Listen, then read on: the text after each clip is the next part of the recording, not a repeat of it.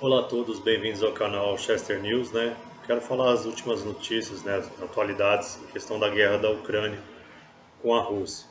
Bom, a guerra está se aprofundando, né, infelizmente. A Rússia está, o que eles chamam de operação militar para acabar com o neonazismo na Ucrânia, né, segundo a versão dos russos. E muitos feridos, mortos, né, civis na Ucrânia. E as sanções do Ocidente, da OTAN, né, Estados Unidos e Europa, estão ficando cada vez mais graves. O petróleo subiu de 95, 90 para 120 dólares o barril. Né? Os Estados Unidos estão negociando para ver se evita uma crise do petróleo aí. E está muito tensa a geopolítica internacional. Né? E assim, o que eu gostaria de falar da nossa região aqui, da América do Sul e das Américas, né?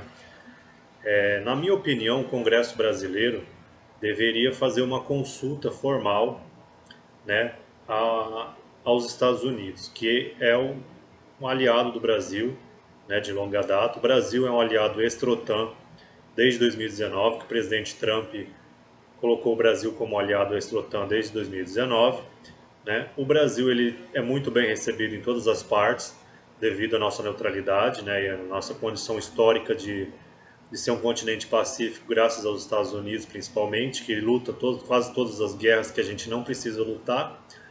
E eu acho assim, o Brasil tinha que consultar os Estados Unidos da mesma forma que os europeus consultaram para ver se a OTAN, se o artigo 5º da OTAN estaria em vigor.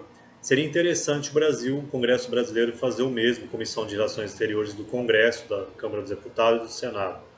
Por quê? O Brasil tem um tratado do Rio que chama, de 1947, que se uma nação americana é atacada, os Estados Unidos têm a tem as nações americanas, elas têm um tratado semelhante ao da OTAN, para quem não conhece, que chama TIAR, Tratado, né, de cooperação entre os países americanos. Por que eu digo isso? O Maduro Chaves, né, o regime chavista da Venezuela, ele declarou apoio ao Putin e essa guerra da Ucrânia poderia ter repercussões aqui no nosso continente. A Colômbia, para quem acompanha meu canal, eu coloquei a fronteira ali da Venezuela com a Colômbia como um possível fronte na América do Sul de uma terceira guerra mundial. A gente não sabe ainda se esse conflito vai causar uma terceira guerra mundial ou não, mas se esse conflito vier para a nossa região, a grande chance é que ele ocorra entre a fronteira da Colômbia e na Venezuela. Segundo as últimas informações que eu tive, tem tropas a Colômbia está colocando equipamentos militares na fronteira com a Venezuela e a Venezuela está fazendo o mesmo na fronteira com a Colômbia. Então, eu acho que diante disso, o Brasil, né, o Congresso, que também é responsável pela defesa do Brasil, tinha que fazer uma consulta aos Estados Unidos para ver se qual que é a resposta deles em relação ao Tratado TIAR, né, de segurança recíproca dos países americanos.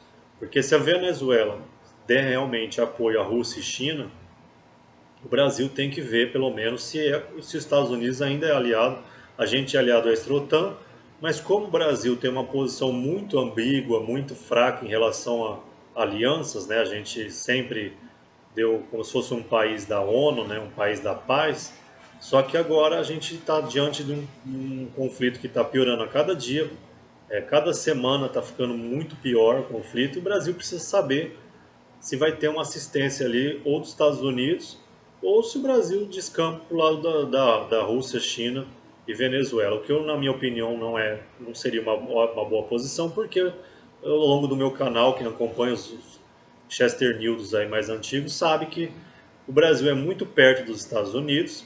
Se a gente for aliado da Rússia e China, o Brasil vira a Ucrânia das Américas, ao contrário.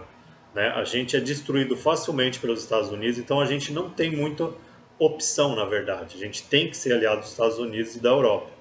A gente não, pela Rússia e China estar longe, a gente não tem como ser aliado da China, na minha opinião.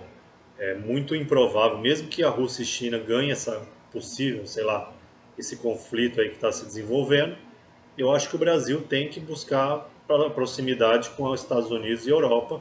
A gente tem mais cultura parecida, embora alguns analistas internacionais digam que a gente não é o Ocidente, a gente tem costumes muito parecidos com os americanos, com os canadenses, com os europeus, né? Eu falo costumes sociais, não só econômicos, mas sociais também. Os Estados Unidos, ele não, o Brasil não tem nada a ver com a Rússia, China, nem com a Venezuela marxista, século XXI aí, do comunismo século XXI, a gente não tem nada a ver com isso daí. Então é isso, minha opinião é que a guerra ela pode piorar, a nossa diplomacia tem que agir muito rápido.